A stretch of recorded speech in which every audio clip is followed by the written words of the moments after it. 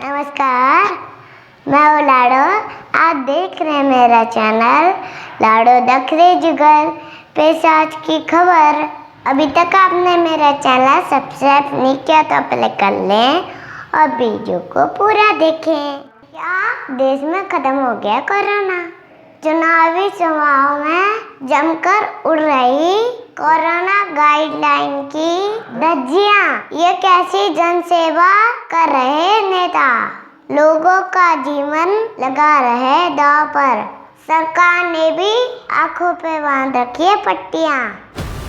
देश से corona virus चला गया है, चौंकिए नहीं, यह हम नहीं कह रहे, बल्कि इन दिनों देश के अलग अलग हिस्सों से आ रही तस्वीरें बता रही हैं। इन्हें देखकर तो यही लगता है कि अब आपको कोरोना से डरने की ज़रूरत नहीं है। आप बेधड़क बिना किसी डर के भीड़ भाड़ वाली जगह पर जा सकते हैं। मुंह पर मास्क नहीं लगाया है तो भी कोई खतरा नहीं। बिहार और मध्य प्रदेश में विधानसभा चुनाव के लिए जनसभा और रैलियों के दृश्य तो कुछ ऐसा ही साबित कर रहे हैं, जहां 1000-2000 नहीं बल्कि लाखों की संख्या में लोगों की भीड़ जुटी। इनमें ना तो कहीं 2 गज की दूरी थी और ना किसी के लिए मास्क जरूरी। कोरोना की रोकथाम के लिए जिन नेताओं ने लोगों के काम धंधे बंद करवाकर लॉकडाउन की पैरवी की थी, आज वही वोटों के लिए ये भी भुला चुके हैं कि अभी देश से कोरोना गया नहीं है। और रोजाना 40,000 से अधिक कोरोना संक्रमित मरीज सामने आ रहे हैं और करीब 500 लोगों की जान जा रही है। लेकिन राजनीति के आगे नेताओं के जहन से कोरोना का डर भी भाग गया है। वोटों और जीत के आगे उन्हें ना तो जनता के जीवन का कोई मोल नजर आ रहा और ना ही कोई कोरोना का भय है। सरकारें कोरोना को लेकर आए दिन कोई ना कोई एडवाइजरी जारी कर रही हैं, लेकिन देखने वाली बात यह है कि उन्हें चुनावी सभाओं में खुलेआम एडवाइजरी की उड़ रही धज्जियां नजर नहीं आ रही, या फिर वोटों की राजनीति ने सरकार की आंखों पर भी काली पट्टी बांध दी है और चुनाव आयोग वो भी सब कुछ देखते हुए मौन है। जबकि कोरोना का भय दिखाकर सरकार ने लोगों के काम धंधे बंद करवाए, school, college, mall, cinema hall सभी कुछ ठप कर दिए। हालांकि अभी भी कई स्कूल पूरी तरह नहीं खुले हैं। अन्य जगह छूट मिली है तो सरकार ने उनका संचालन भी आधी क्षमता के साथ करने और कोरोना गाइडलाइन की पालना करने जैसे नियम ला दिए हैं। लेकिन चुनावी सभाओं के लिए सरकार की कोई पाबंदी नहीं है, उन्हें खुली छूट दी जा रही है।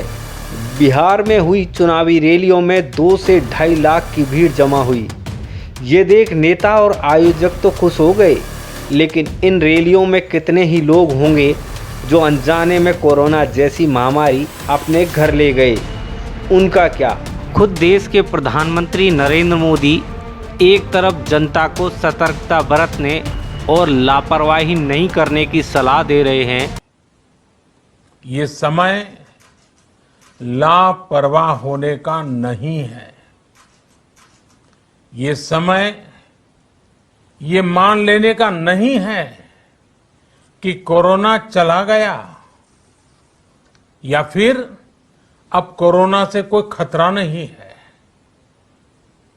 हाल के दिनों में हम सब ने बहुत सी तस्वीरें, वीडियो देखे हैं जिनमें साफ दिखता है कि कई लोगों ने अब सावधानी बरतना या तो बंद कर दिया है या बहुत ढिलाई ले आए हैं। तो वहीं दूसरी ओर वोटों की राजनीति के लिए वो बिहार में जनसभाओं को संबोधित कर रहे हैं। हालांकि प्रधानमंत्री नरेंद्र मोदी की सभाओं में दूसरे नेताओं की तरह कोरोना गाइडलाइन की पूरी तरह से अनदेखी नहीं की जा रही। ऐसे ही कुछ हालात मध्य प्रदेश में हो रहे विधानसभा उपचुनाव के दौरान देखने को मिले।